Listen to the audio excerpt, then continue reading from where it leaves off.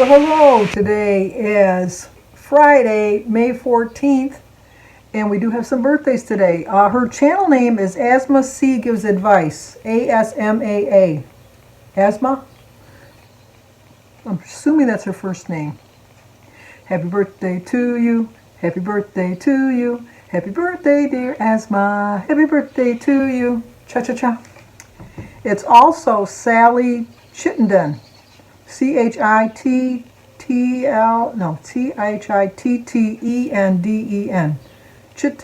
Chittenden. Sally, you got me confused there. Happy birthday to you. Happy birthday to you. Happy birthday, dear Sally. Happy birthday to you. Cha-cha-cha. Well, I hope you both have a really good birthday today. I'm going to put a picture in here right here so that you can see up close and personal how bad my lip really looks.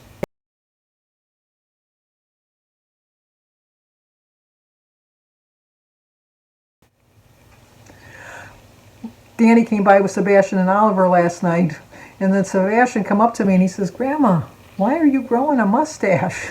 Because it does look like a mustache, but it's healing up pretty nicely. It really is. It's just Jimmy got hit today with not a crowbar, some kind of a bar at work, and so he's got a scratch down the side of his face. I go, amateur hour. That's nothing. That's nothing compared to mine. So don't even think you're in the same league. Here, I'll put a picture of Jimmy's.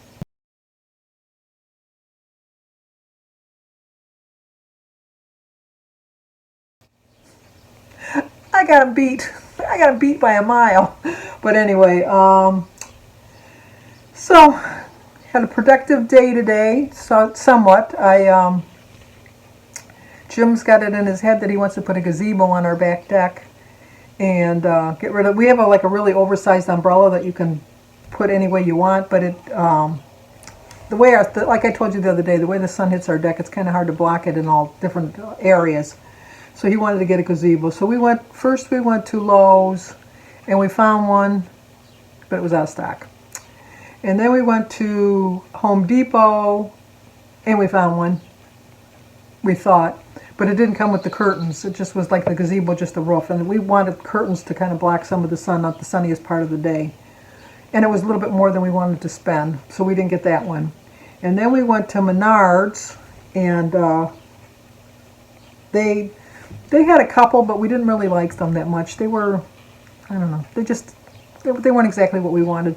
The price was somewhat within our range, but it was a little bit more than we wanted to spend. And then we went to BJ's Warehouse, which is like a Sam's Club or a Costco. We went over there, and we found one we really liked. And it was right within our price range. And we weren't really sure it was going to fit, though, because it was a little bit bigger than we thought. So we thought, well, we're going to go home and take some measurements first before we buy it. And so we came home, and we tried all these different angles. And we finally figured out how we could fit it on our deck. So then we went back to buy it. And usually because there's no salespeople around there, there was no ticket to pull. So I took a picture of the label, you know, the SKU, the price ticket, and we went and stood in line, and we got up to the register, and the lady told us, she said, "Well, no, you got to go to customer service because they have to see if they're in stock." And I said, "Oh, okay." So we walk up to the and there's like more than one gazebo up. There was a lot of gazebos up, and there was umbrellas and things like that too. And so we walk up to the lady, and you could tell she didn't want to be working. That was not her cup of tea. She did not want to be working. And so I walk up to her, and I said, "Well, we're interested in getting a gazebo." And they told us we had to come over here. "We don't have any. They're out of stock." I said, "Well, you don't even know which one I want." And she says, "They're all out of stock." I said, "Well, can I at least show you the SKU number?" She says, "Yeah." So she looks at the SKU number. I says, "Could you bring it up and see if maybe I could order it online?" "No, they're out of stock. What you got to do is you got to call every day in the morning to see if we got it in. I don't know when they're coming in. I don't know if we're going to get any more in." I said, "Well, can we buy the display?" "No, we're not selling the display." And I said, "Well, if you're not getting any more in, why wouldn't you sell the display?" She says, "All I know is we don't have any in, and we're not selling the display." So we left, and Jim says, "I don't think she wanted to even bother looking." And I said, "Well, did you get that impression?" So in the store, it said if you wanted to buy it and get it shipped to your house, they were going to charge you $100 to have it shipped. So when we were driving home, I went online, and I looked in Akron, Ohio, which is maybe 2.5 hours from here. They had 2 in stock. And so Jim says, "Well, I'm not driving to Akron to pick up a umbrella. And I said, well, it says here they'll ship it to home. And he says, yeah, but I don't want to pay the $100. And I says, well, let me just figure out what they're going to do. So while we were driving, I figured it out and ordered it online. They didn't charge us the shipping, and they're shipping it right to the house, and for the price that it was in the store. But it didn't say when it was coming in. So, so we bought that. So we got home, and we're figuring out where we're going to put it.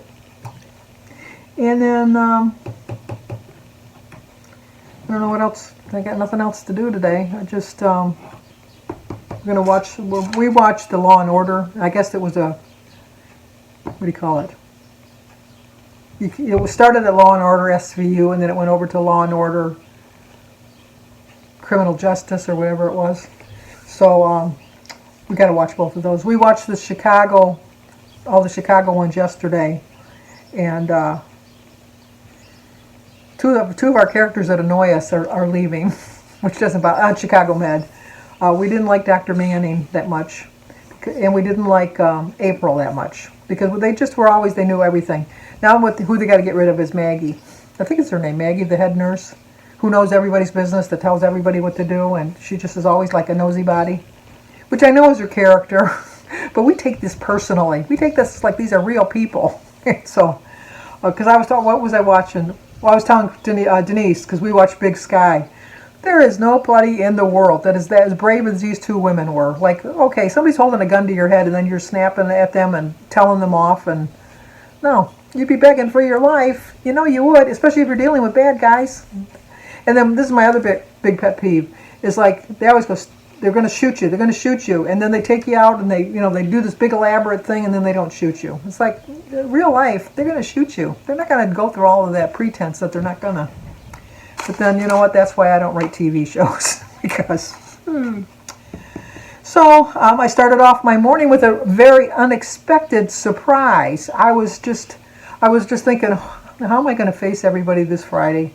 Well, I weighed myself yesterday, but then I weighed myself again this morning because we didn't have family dinner last night, and I wanted to see if I had any. I actually, yesterday, I had gained a pound yesterday. And I know I said I was going to do it on Thursdays, but my thinking is I'm going to do it on Thursdays on the day we have family dinner, but if we don't have family dinner on Thursdays, then I'm going to do it on Friday. I know it's confusing, but what difference does it make one day? Obviously, one day does make a difference, because yesterday when I weighed myself, I had gained 1 pound. And, which I was even shocked at only gaining 1 pound, because I really had another one of my lost weekends, Saturday and Sunday. I went crazy eating. I don't know why, I just did. I just went crazy. And then when Monday came around, I was feeling so puffy and bloated and fat. And that's the day I had my fall. And it was just everything all combined that I just thought snapped me back into reality. And I thought, you're not going to get any surprises this week. The only surprise you're going to get is how much weight you're going to gain. And you're going to have another gain, and you're going to be so disappointed. Because I think I gained 4 pounds last week. Close to 4 pounds, I forget, but I know it was a lot. It was a lot last week, and I thought, I can't have another gain. I just can't. It's not good for my spirit. It's just not. So I thought, no, let's really get really diligent, and I really stuck to my plan and my program. I probably had about 18, 19 points a day. Didn't worry about any weeklies, because I more than ate a whole month's worth of weeklies, just Saturday alone probably. That's how crazy I went. And so when I got on the scale this morning, I thought, well, I had a 1 pound gain yesterday. Hopefully I just stayed at a pound and just stayed the same today. And then I had a 1.6 loss. So I really lost 2.6 pounds overnight, because I lost the pound that I gained and then another 1.6 pounds. Although I only put 1.6 on my thing, because that's truly what I lost from last week. But I was just so happy with that. I really was. But you know what? I really did put in the work this week, and I really did. From Monday on. I shouldn't say the whole week, but from Monday on I did. But like my quote says, expect the unexpected, believe in the unbelievable, and achieve the unachievable goal. Really thought my unachievable goal this week was just to have a 1 pound loss. Even with my bad weekend, I was just hoping for a 1 point loss. So it was a totally unexpected loss, and it was totally unbelievable that I did, but I achieved the unachievable. So I was ecstatic. I really was. And so therefore, I mean, it's almost, what time is it? Let's see what time it is, Mr. Fox. It's a little after 5, and I've been perfect unplanned this morning. For breakfast, I had a hard-boiled egg with a slice of toast. And for lunch, I had a small bowl of Wheaties with my little glass of orange juice. And for dinner, I'm going to have a tuna fish sandwich. So, well, it's Friday, though. I can't brag too much because it's Friday. Tomorrow will be the real test. And then on Monday, I'm starting my 30-day challenge with Suzy Buie. I'll leave a link to her channel down below if you can see what it entails. You have to drink 8-ounce glasses of water a day, which is 64 ounces. You have to work in sometime during the day 30 minutes of exercise, not all at once, just 30 minutes during the day. And you have to spend 5 minutes, or was it 15 minutes? I think it was 15 minutes. It'd have to be 15 minutes. Decluttering something. I got stuff I can declutter. I'm not taking it as decluttering. I'm taking it as I'm going to take a room and I'm going to clean that room, like the bathroom. I mean, if you keep it up, it shouldn't take you more than 15 minutes to keep it clean. And I have 2 bathrooms, and I'm just going to find little things that I can clean and do and keep myself busy. And my wedding song for Jim and I was Dream by the Everly Brothers, which was the perfect song for our life because I've always dreamed that I would get this, or I dreamed that I would get that. And I never stopped dreaming. I dreamt last night, I don't know, we were dreaming about I dreamt about my brother-in-law, Tom. Tom had a really sharp-looking Buick Wildcat. It was red. Jim didn't have a car when we met. I told you, like I was kind of like one of those girls that didn't want to go out with somebody who didn't have a car. So it was kind of like at the beginning, it was, he would come over. I think it had to have been from my house to his house. Had to have been. I should have tracked it. I would say at least 3 miles, if not 4 miles. And he used to walk over to my house all the time and then walk home. So that was like an 8-mile trip just to see mere little me. So, I should have really appreciated that more than I did. And I'll be honest, I really didn't appreciate it that much. And then he started riding when the weather got nicer, he started riding his bike over. And if we went anywhere, we rode our bikes to somewhere. And then I always thought, I'm 16 years old and I'm riding a bike on a date. You know what? I was really vain back then. It really was like, whatever. But Jim's brother had a really nice car. And so then he started driving us everywhere. But it was like a third-party thing. And I just really wasn't that comfortable around him because he was always hitting on me. He was always trying to get me to go out with him. And, at that point, Jim had grown on me. I told you I didn't really like Jim at first. We just didn't click at first. But after we clicked and I really liked him, Jim's brother, I liked Jim's brother, and don't get me wrong, I really liked his brother, but not in that way. But he kept wanting me to go out with him, and he kept asking me to go out with him, and if Jim would get out of the car to go in the store to get something, he would hit on me, and it was just, I just told Jim, I said, you know what, let's go back to riding the bike or something. And so the kicker was, Jim had a job at this little, I don't know what kind of restaurant. It was not even a restaurant. It was one of these, like a diner type of setting. It had a counter and then little side tables that you would eat at. It was called Biff's, and he was a short order cook there. And Tom had picked me up to sit with Jim, because that's what I would do. I did so many silly things. When Jim was getting his driver's license, I would do all of my Saturday work, because we had Saturday chores. I would do all my Saturday chores on Friday night. I would just do everything so that on Saturday morning when he came over with a friend of the family's name was John, because Jim's dad worked on the weekends and Jim's mother didn't drive. So John would bring Jim around because she had to get so many hours of driving. And I would sit in the back seat just so I could go with him. And I just wanted to be with him. And so I drove with Jim everywhere in the back seat of the car. But anyway, how did I get on this? Oh, so he was saving, he got a job. He always had a job. Anytime the whole time I knew Jim, he always worked. And so he got this job at this restaurant doing cooking. And Tom had picked me up to bring me over, and we were there. Well, my curfew was until 11 o'clock because it was summertime. It was in June. And I was almost 17, so my curfew was 11 o'clock on a school night. And it was the final episode of The Fugitive. And the fugitive was going to catch the one-armed man.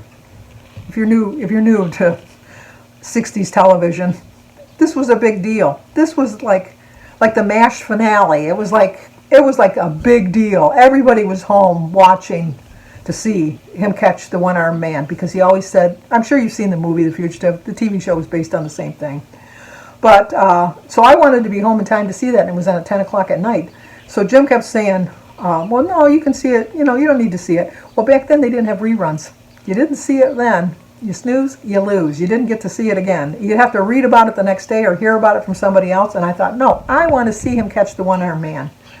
So we were, we were going back and forth, and Jim was saying, no, stay here, and I always did everything that Jim wanted, as far as I always did all my housework on Friday so I could go with them on Saturday, and it was just like when you're in love. So when he would go off and cook somebody's orders, Tom would goad me, and he'd keep saying, he doesn't really care for you. You ought to give him his ring back. If he really cared for you, he wouldn't take that ring anyhow, and he would say, go home and watch the one-armed man get caught. And he kept goading me, and then finally when Jim came back, I said, if you're not going to say that it's okay without me being mad that I can go home and watch The Fugitive, I'm just going to give you my ring back. And he held his hand out and said, give me my ring then. I thought, I couldn't believe it. He wants his ring back?